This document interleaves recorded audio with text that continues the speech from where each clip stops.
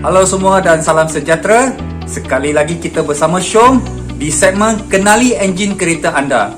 Dan saya Kazuto Sun dari Kazuto Garage. Dan sebelum itu, sharekan video ini dan hashtag Didik JTX. Dalam setahun, berapa kali anda akan servis kereta anda?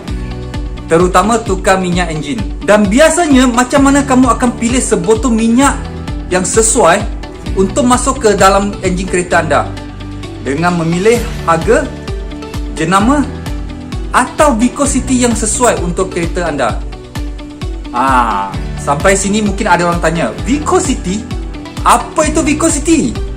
Dan terutama nombor-nombor di depan tong ni, seperti yang ada di tong ini, boleh nampak SAE 10W40. Apa ini nombor agak confused kan? Saya rasa ramai juga akan berkonfuse dengan nombor-nombor seperti ini. Dan apa itu viscosity? Jom mari kenali enjin kereta anda. Dan hari ini kita nak belajar apa itu viscosity dan terutama nombor yang di depan tong seperti ini. Jadi kepada sesiapa yang faham terms viscosity ni, sila komen di bawah, okey? Viscosity. Perkataan viscosity ni saya rasa ramai orang mungkin tidak pernah dengar atau kurang faham atau confused pun ada. Okey, apa itu viscosity? Okey, senang kata kita buat satu kesimpulan macam mana kita nak ukur laju sebuah kereta. Kita ukur dengan kilometer per hour atau kilometer sejam, kan? Atau macam mana kita nak ukur berapa jarak yang kita boleh gerak dalam seliter minyak. Dan itu kita akan tulis atau kita ukur dengan berapa kilometer / 1 liter. Betul tak? Itulah ada sukatan dia.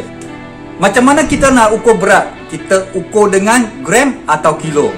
Dan macam mana kita nak ukur cecair? Biasa kita ukur seliter 2 liter.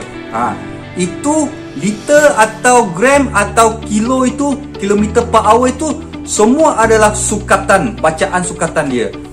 Dan macam mana kita nak ukur kalau sebuah cecair, penggerakan dia macam mana kita nak tahu dia punya penggerakan itu laju ke, lambat ke, slow ke, macam mana? Itulah viscosity. Viscosity sebenarnya adalah satu sukatan untuk kepekatan cecair. Senang kata, dia ukur cecair itu pekat atau cair. Okey?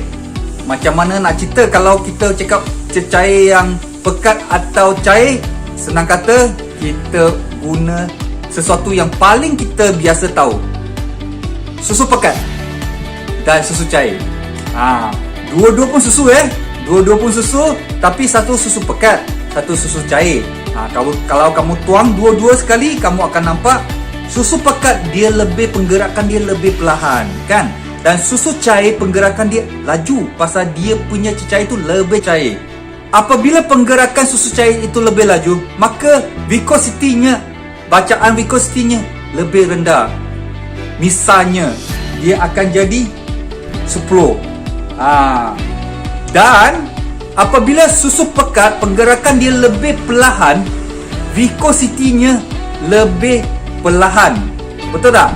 Dan bacaan viscosity-nya akan jadi lebih tinggi atau lebih pekat, iaitu seperti yang ini, 15W. Dan viscosity itu adalah sukatan untuk cecair, penggerakan cecair itu. Jadi viscosity ada apa kaitan dengan minyak enjin seperti ada depan minyak tong ini, SAE 10W40. Apa kaitan viscosity dengan nombor ini? Jom kita belajar lagi. Biasa kita di tong minyak kita akan nampak tulisan macam ni, SAE 10W40. Seperti yang kamu akan nampak di JTX Gold. Jadi apa itu SAE? Apa itu 10W? Dan apa itu 40? SAE bermakna Society of Automotive Engineer. Ini adalah satu pertubuhan engineer yang mereka belajar atau study tentang minyak. 10W ini adalah keadaan viscosity kepada minyak ini semasa sejuk. W ini bermakna winter. waktu atau musim sejuk. Okey, itu yang dimaknakan winter dalam bahasa Inggeris ya. Jadi flow viscosity ini adalah semasa dia di suhu sejuk atau suhu semasa, tanpa panas, tanpa engine start. Viscosity-nya adalah 10, atau kita panggil cold start. Apabila engine tu tidak start dan masa kita nak start, minyak itu ada di keadaan 10 W atau viscosity 10. Apabila jentera atau enjin telah dipanaskan, minyak itu akan disukat pada suhu 100 darjah Celsius dan minyak itu akan jadi 40 viscosity. Ini bermakna minyak itu dia akan bertindak atau akan menjadi lebih pekat, walaupun sebenarnya cecair itu jadi lebih cair, tapi keadaan dalam molekul-molekul itu akan bertindak sebagai lebih pekat dan viscosity itu akan turun, dan bacaan viscosity itu akan naik apabila viscosity dia turun dan dia akan menjadi 40. Jadi lebih senang dikatakan, kalau apabila kamu nampak sesebuah minyak itu bertulis seperti JTX ini, dia tulis 10W 40, bermakna semasa enjin tu di keadaan tiada start dan akan start, minyak itu akan bertindak sebagai 10 viscosity. Okey, dan apabila enjin sudah di start dan dipanaskan, minyak itu akan bertindak sebagai viscosity 40. Apabila minyak di tahap suhu yang tinggi, dia akan cair. Ini semua orang tahu dia macam minyak masak jugalah. Apabila dia dah dipanaskan, dia akan cair. Sama juga minyak enjin. So, apabila minyak itu di suhu yang tinggi, dia akan jadi cair. Jadi, dia tak akan bagi satu perlindungan yang baik untuk komponen-komponen dalam enjin itu. Jadi, macam mana? Di sinilah engineer yang pakar, yang bijaksana, mereka mencipta dan ubah suai molekul-molekul di dalam minyak enjin ini. Macam mana mereka buat?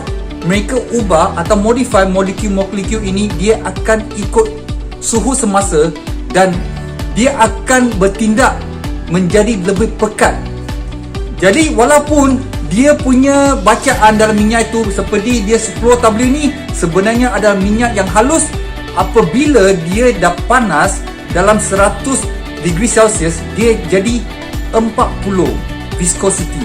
Jadi molekul-molekul dalam minyak itu akan jadi macam lebih pekat dan dia akan bertindak sebagai viscosity 40, dan disitulah dia bagi perlindungan yang terbaik untuk komponen-komponen enjin anda. Jadi macam mana dengan penerangan terms viscosity ini? Saya rasa kamu semua dah faham, dan jangan lupa kita juga kena faham apa itu bacaan di tong minyak ini. Seperti minyak JTX ini ada SAE 10W40 dan ada juga JTX 1000 rate ni juga ada SAE 15W40. Dengan memahami semua ini, jadi selepas ni kamu ke workshop untuk servis kereta, jangan lupa guna kepakaran kamu dan memahami, tunjuk mekanik itu kamu faham apa itu viscosity atau bacaan di depan tong minyak ini. Okey? Pilih minyak yang betul dan tidak merosakkan enjin kereta anda. Alright? Mungkin ada yang kata salah pilih minyak. Tapi bagi kami, kalau kamu pilih minyak yang lebih pekat daripada apa yang recommend, itu tak ada masalah sebenarnya. Itu bagi protection yang lebih bagus daripada kereta anda. Hanya kalau kamu pilih minyak lebih halus dari apa yang direkomend dalam owner manual, itu mungkin lebih bahaya.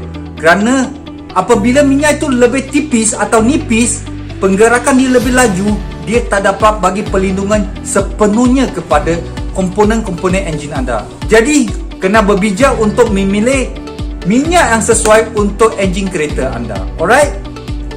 Kami harap video hari ini mendatangkan manfaat kepada kamu semua, dan kalau kamu juga fikir begitu, jangan lupa share kepada kawan-kawan anda dan bagi semua orang tahu memahami apa itu viscosity dan apa itu bacaan di depan tong minyak yang kita biasa kena beli minyak untuk servis kereta kami semua. Okey?